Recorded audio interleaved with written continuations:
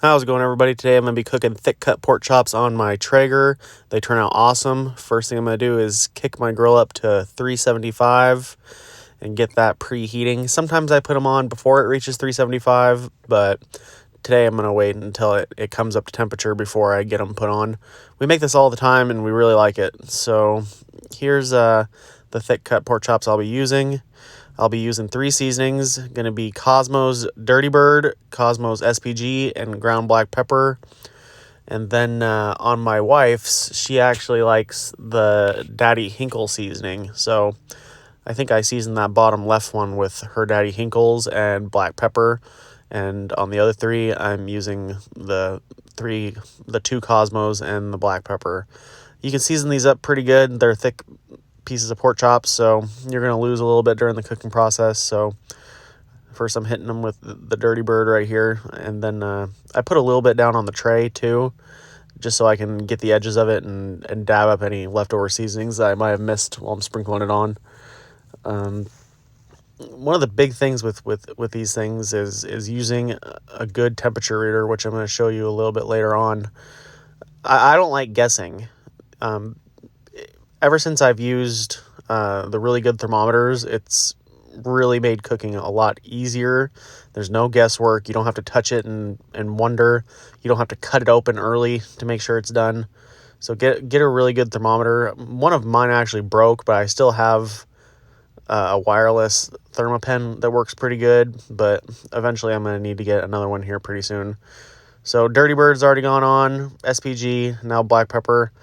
I'm working with one hand, so I seasoned hers off camera, but here you can see they're all seasoned up. Here's that thermometer I'm talking about.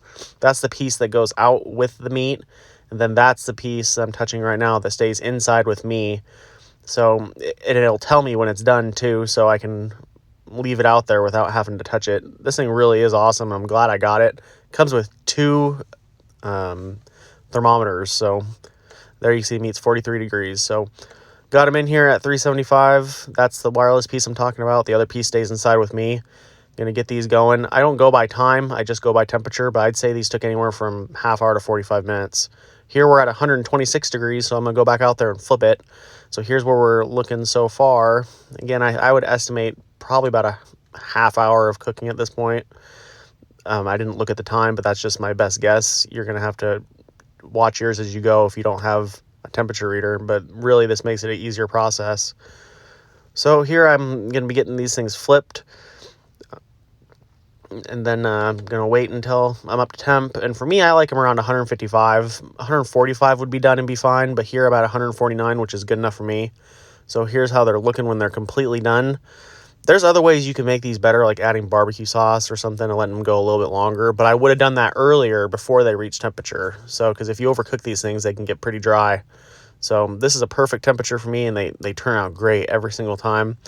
Maybe in the future I'll be doing a video with adding barbecue sauce, but for me these turn out great. There's the 3 with our seasoning, and then I think this is the one coming out with the Daddy Hinkle. Be careful with that probe. I've made that mistake a few times. It is really, really hot.